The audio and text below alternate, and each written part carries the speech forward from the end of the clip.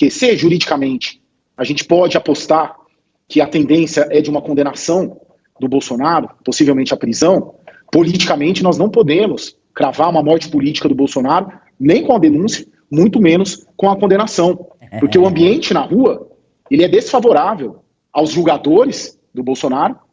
O New York Times publicou agora há pouco, o Globo também já confirmou, que as empresas de mídia do presidente dos Estados Unidos, Donald Trump, estão entrando hoje com um processo contra o ministro Alexandre de Moraes. Eles alegam que o ministro... Que os bolsonaristas estão argumentando que o 8 de janeiro ele foi uma manifestação que desandou. Terminou em violência, mas ele não tinha propósito do golpista. O Cid diz, nós não sabíamos do 8 de janeiro. Só que nós temos um monte de elementos que foram descobertos pela imprensa que não estão na denúncia. Eu acho que a denúncia está mal caracterizada.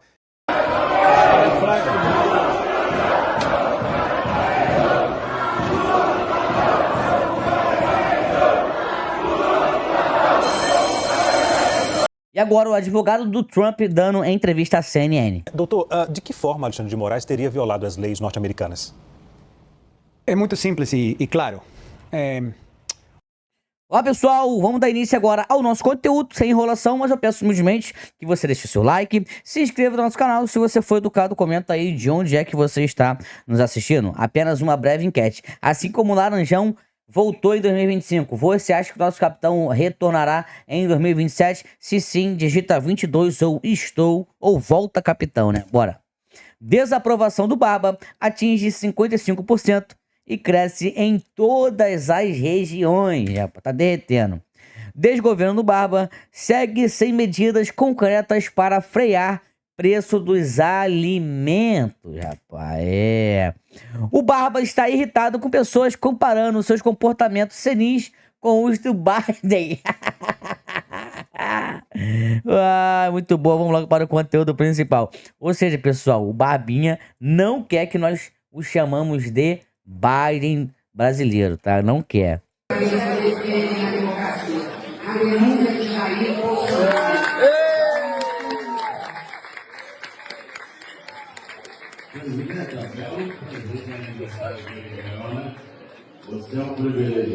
Brincadeira coisa dessa, né, cara?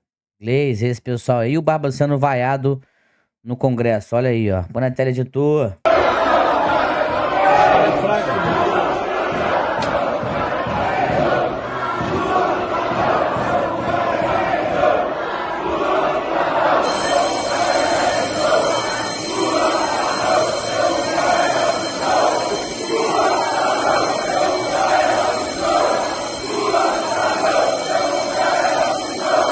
Eita, rapaz, quer dizer que o negócio não tá muito bom assim pro Barba mesmo, né? E nem pro pessoal normal, olha isso aqui. Olha, a situação tá difícil. A carne vermelha, os preços nas alturas. O frango, o peixe também. E aí a gente recorre ao ovo. Se o ovo tá caro também, aqui ó, como a gente vê, mais de R$22 o preço do ovo. Subiu pelo menos 3 vezes na última semana. Você que é comerciante, como tá lidando com esse monte de aumento? Tá brabo pra todo mundo, meu amigo. E o nosso capitão dando um breve recado aqui. Aliás, vou logo para o conteúdo principal. Olha isso daqui, cara. Que se juridicamente a gente pode apostar que a tendência é de uma condenação do Bolsonaro, possivelmente a prisão, politicamente nós não podemos cravar uma morte política do Bolsonaro, nem com a denúncia, muito menos com a condenação. Porque o ambiente na rua, ele é desfavorável aos julgadores do Bolsonaro, no caso o Supremo Tribunal Federal, que enxerga um tribunal político que opera e que operou durante o governo dele, na visão de boa parte da rua, vamos dizer assim, contra o governo do Bolsonaro, e que isso motivou essa ira do Bolsonaro contra o Supremo, nessa linha de raciocínio.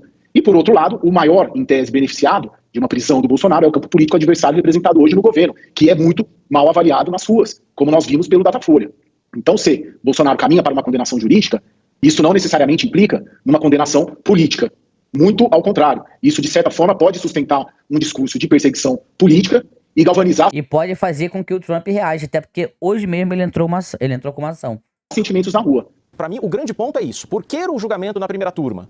Existe a possibilidade de se levar isso para o plenário. O grave dessa história é que o jogo continua dividido politicamente. E o Supremo continua tendo um grande enfrentamento por parte de boa... nós sabemos já o que eles estão tentando fazer, né? Olha essa entrevista aqui do advogado do nosso capitão. Só queria fazer uma outra pergunta, doutor, que é em relação a... Aliás, o advogado do general Heleno, tá? Já eu vou trazer. Isso daqui é do Trump, olha aí, ó. O New York Times publicou agora há pouco, o Globo também já confirmou, que as empresas de mídia do presidente dos Estados Unidos, Donald Trump, Até é muito importante, olha aí. estão entrando hoje com um processo contra o ministro Alexandre de Moraes. Eles alegam que o ministro está ilegalmente censurando as vozes da extrema-direita, não só no Brasil, mas nos Estados Unidos, por meio das mídias americanas que têm sede lá e que não O jornalista está gaguejando já, ó. podem, são proibidas de divulgar certos perfis que estão aqui suspensos pelo ministro. Então, dificilmente isso conseguiria prosperar ou ter repercussões aqui no Brasil, mas é um ponto que os bolsonaristas também vão, digamos, bater no peito, como quem diz, olha, temos o apoio também do ministro Donald Trump. Justo no dia da denúncia, é bastante curioso, né? No dia que partiram para cima do capitão, a PGR, o Trump partiu para cima do Xandão. No Supremo Tribunal Federal, a avaliação de que isso era esperado, né? Esse tipo um de gesto estratégia político, por parte de Trump é puramente político, efeito jurídico nenhum desse tipo de pressão vinda dos Estados Unidos, dos aliados. Efeito jurídico nenhum. O país que pode meter sanção aqui. Olha o que o próprio advogado do Trump diz aqui, tá? Doutor, de que forma Alexandre de Moraes teria violado as leis norte-americanas? É muito simples e claro. O ministro do Supremo tem 3 caminhos para assistência judicial nos Estados Unidos. Olha aí. E para fazer cumprir uma ordem judicial brasileira nos Estados Unidos. Tem um tratado de assistência legal mútua entre o Brasil e os Estados Unidos, feito desde o ano 2001, se não me engano, no qual a Autoridade Central Brasileira, o Ministério da Justiça, o STF encaminha o mandado para o Ministério da Justiça em Brasília, o Ministério da Justiça encaminha o mandado para o Departamento de Justiça em Washington, é recebido por uma unidade especializada que recebe MLATs, né, pedidos de assistência do mundo inteiro, encaminha, se cumpre com as leis dos Estados Unidos o pedido, é só encaminhado para o distrito correspondente, nesse caso Tampa, e aí pode ser servida e feita cumprir a ordem judicial. Esse é o principal caminho e o mais comum que é utilizado em todas as investigações criminais. Também tem a Convenção da Haia e também tem um sistema que é utilizado menos em investigações criminais, que é cartas rogatórias. Então você tem 3 Presta atenção agora, pessoal. Quem tá prestando atenção aí, digita 01. caminhos juridicamente válidos, com consentimento do governo dos Estados Unidos para fazer isso. O que acabou acontecendo aqui foi que o gabinete do ministro, primeiro, se aproximou a ex-advogados brasileiros da Rumble no Brasil e, pelo que foi informado a nós, demandou que esses advogados sejam recontratados pela Rumble para o propósito de receber o mandado sigiloso. Não vejo isso como algo válido. A Rumble não tem presença nenhuma no Brasil. Não tem funcionários, não tem operações, não tem negócios, não tem contas bancárias, não tem nenhum papel no Brasil. E após essa jogada não ter sido exitosa, o gabinete do ministro simplesmente encaminhou um e-mail ao endereço de e-mail legal@rumble.com, que se encontra na Flórida. Infelizmente, A giripoca vai piar. Olha a cara de pavor dos jornalistas aí, ó. isso não é uma forma válida de fazer cumprir uma ordem judicial brasileira nos Estados Unidos. Isso que dispara esses assuntos de soberania digital que estamos falando. Por quê? Porque a ordem, como foi descrita no complaint, né, na denúncia no Fórum Federal em Tampa, demanda que a Rumble aplique medidas de censura sobre uma pessoa que não tem sido identificada, mas que é residente dos Estados Unidos. Então, você está demandando que uma empresa americana, sem operações nem contatos com o Brasil, censure as contas de um residente dos Estados Unidos, por razões que não foram explicadas, mas você pode chegar às suas próprias conclusões. E também foi solicitado que a Rumble bloqueie o fluxo de fundos desde a Rumble e desde todos os contribuidores, quem faz propaganda, etc., com essas contas, para o usuário. Que isso, rapaz? Eles tiveram essa audácia mesmo? Ou seja, cortar o fluxo de fundos Que isso, de uma empresa cara? americana a um usuário residente nos Estados Unidos. Então, para propósito da lei, um usuário americano, qualquer pessoa que se encontra fisicamente dentro do território nacional dos Estados Unidos está protegida pela Constituição dos Estados Unidos. Porém, aplica a primeira emenda. O mais preocupante disso é que essa pessoa já teve um pedido de extradição pelo ministro, que foi recusado pelo governo dos Estados Unidos. E é o Alan.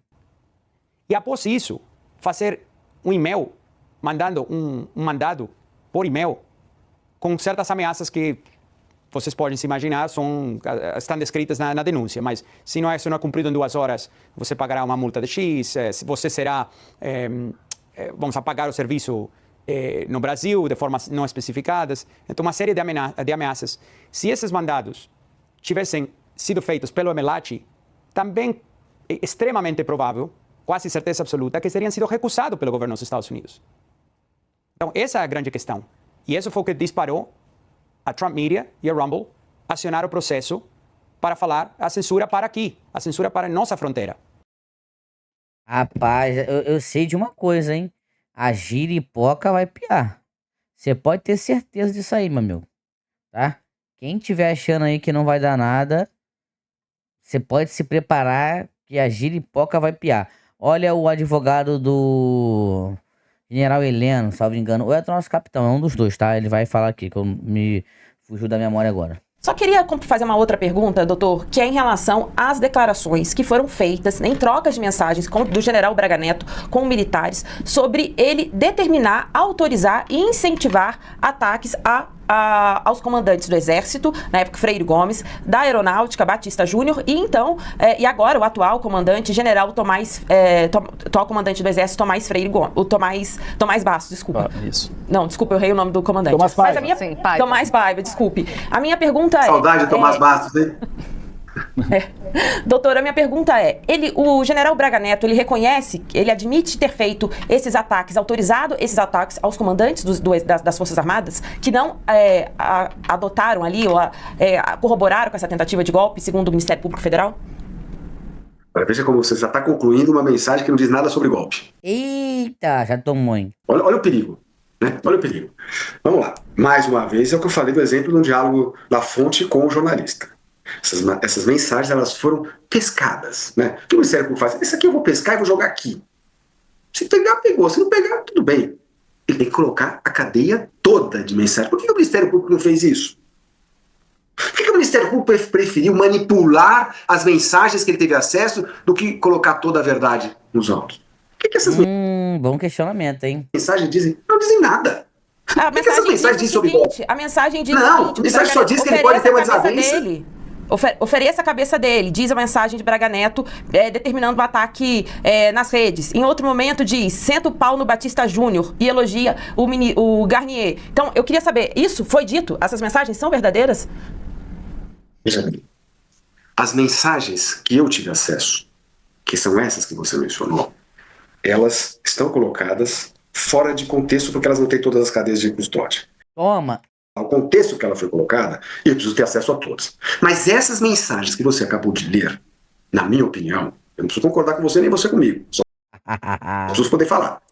Essas mensagens que você acabou de ler, na minha opinião, não dizem nada sobre um suposto golpe. O máximo que elas podem dizer é uma divergência que possa ter um contra o outro. É a mesma coisa que eu ficar num grupo de mensagens falando mal de um colega meu. E quer dizer isso? Mas ele era o vice-presidente da República. O vice-presidente da República defendendo uma mensagem para meter o pau num comandante de uma força não é de bom tom, no mínimo. O senhor reconhece? Eu vou fazer agora uma análise se é de bom tom, se é gentil, se é educado. Você me desculpa. Eita! Gente, não é o protocolo do cargo que ele ocupava. Um vice-presidente da República. Evidentemente que isso é uma... Gente, aí você tá querendo ser mais realista do que o rei. Imagina uma... Nossa, vou te falar. Isso aí que é um belo advogado, né, cara? Colocou esse pessoalzinho todo aí no seu devido lugar. Mas você acha que acabou? Com certeza não acabou. Temos também o próprio Nicolas Ferreira tá dando uma entrevista hoje. O discurso dele impecável no plenário. A orientação é uma conversa privada e a gente não vai dar declarações. À tarde provavelmente deve ter um momento que a gente vai falar, né, Zuco? 15 horas coletiva de imprensa com todos vocês. Bolsonaro vai estar junto, deputado? 15 horas. Bolsonaro vai participar? Bolsonaro vai participar? Não vai. Entra lá do outro lado da rua, chefe. Quer uma lista? Quer uma lista dos crimes? Quer uma lista? 272 páginas. 272 páginas, chupetinha. 272 páginas, dá uma lida lá. Falou, meu irmão. Pois é, né, rapaz? O cara foi ali confrontar. Agora, olha o que o Flávio falou na CNN, calando a boca do jornalista. Então, uma maluquice sem pé Muito nem bom, cabeça. muito bom. Ó. Esse é aquela acusação que um dos membros ali perdeu a chance de chegar perto de algum dos alvos porque não conseguiu pegar um táxi, não é isso? É algo tão irrisório, sabe? É algo tão infantil uma acusação como essa. E, mais uma vez, qual é a prova de que o Bolsonaro saberia disso? Né? Quem dirá que concordaria? Quem dirá que teria participado de alguma forma disso? Sabe o que o PGR botou no papel? O Cid falou, tá falado. Então eu lamento, mais uma vez, que tudo isso tenha se baseado num copia e cola do que o Cid botou no papel. E mais, em defesa do Cid, eu acredito na delação verdadeira que ele fez, foi aquela dos áudios vazados, em que ele disse que estava fazendo tudo sob uma tortura psicológica. Já estava tudo armado e planejado, que eles só queriam ali que o Cid colaborasse, né, com alguma fala para que isso servisse de base para formalizar essa acusação contra o presidente Bolsonaro. Lembrando, né, que ele vinha sempre ficando em silêncio nas oitivas na Polícia Federal, e a partir do momento em que ele é proibido de ver suas próprias filhas, ele é proibido de ter contato com a sua esposa, ele é proibido de ter contato com seu pai, algumas horas depois ele resolve ir e começar a botar no papel algumas coisas, obviamente ali sob uma clara tortura, uma total falta de voluntariedade no que ele depunha naquele momento. E qualquer pessoa humana entende que uma pessoa na situação como a que ele estava falaria o que teve e o que não teve, principalmente o que não teve, para satisfazer a vontade daqueles que estavam querendo ali ameaçando de deixá-lo preso por algumas décadas. Esse discurso do Flávio foi tão impecável que olha só a cara das jornalistas assistindo. 2 jornalistas, né? Olha lá, essa daqui, ó. Todas a Basília. Olha só como que eles ficaram, cara. É incrível, né? É incrível. É incrível de fato aí. Olha o Cleitinho. Tira esse vídeo para todo o Brasil e marca o Lula, que eu tô achando que isso é coisa da Janja. Olha se tem cabimento numa situação dessa, gente. Tá aí do jeito que tá. Vai fazer agora uma licitação agora desse valor aqui, ó, para mobiliário de 1,5 milhão. 1,5 milhão. Isso é coisa da Janja, gente. Olha isso aqui, ó. Vamos lá. Vou mostrar para vocês aqui o cabideiro. Olha o cabideiro aqui, 30 unidades, no valor de 740 cada uma. 30 unidades, olha o total, 22 mil. Deixa eu mostrar um cabideiro para vocês que tem condição. Ó. 740 reais. Esse aqui é do Senado, ó. Tá aqui, ó. Que isso, rapaz, olha o dinheiro. 740 reais. Vamos lá que tem mais, gente. Deixa eu mostrar para vocês aqui, ó. Ó, presta atenção aqui, cadeira de escritório, 64 unidades, olha o valor, R$ 3.400. Valor total, R$ 218 mil. Só com cadeira. Agora tem mais aqui, ó. Presta atenção aqui agora. Máquina de polir calçada. É isso mesmo, gente. 38 unidades. Olha o valor. Máquina de polir calçada. Olha só, gente. 1.650 dá mais de 60 mil reais. Para poder polir o sapato da turma, né, gente? Das vossas excelências. Mas tem mais aqui, ó. Presta atenção aqui agora, ó. O grande final. Máquina de fabricar gelo. Deve ser para fazer o gin, para fazer as vodkas, né? Olha o valor aqui, ó. 15 mil reais essa máquina de fabricar gelo. É isso aí, gente. Vamos tentar barrar, mas... O cara comprou a máquina de fazer gelo, cara. Se tiver consciência, vocês mesmos, Lula, né, barra isso aqui, que o povo não aguenta mais pagar essa conta, não. Vocês gastaram quase 1,5 milhão de imobiliário num país que tá quebrado. Então...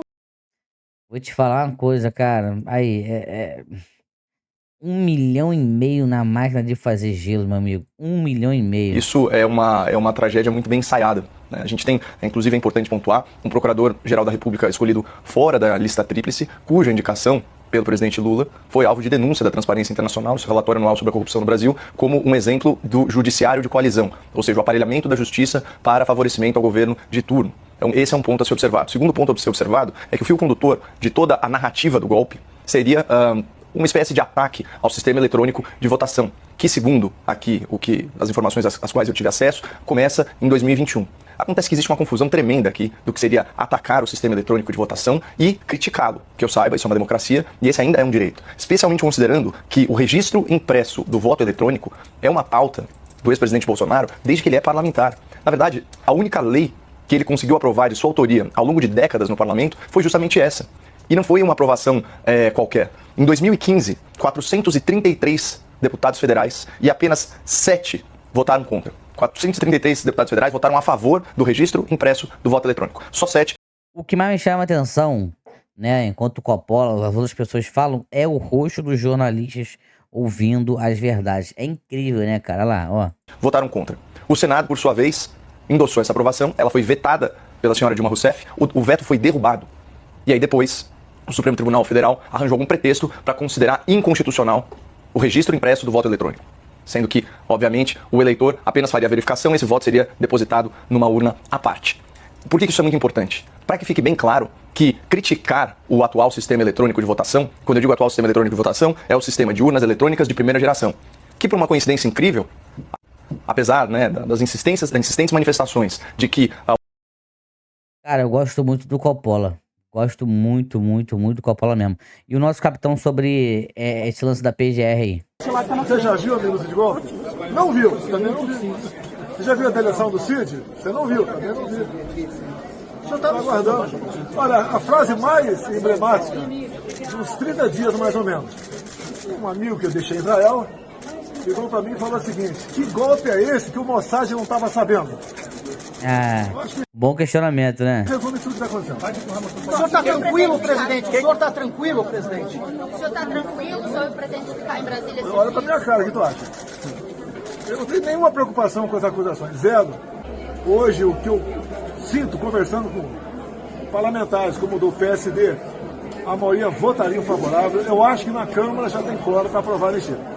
E o apoio em relação aos presidentes? O senhor conversou com o Davi Alcolumbre e o Hugo Mota? Eu conversei lá atrás com eles. Pô. O Hugo Mota tem dado declarações, recebeu aquela senhora.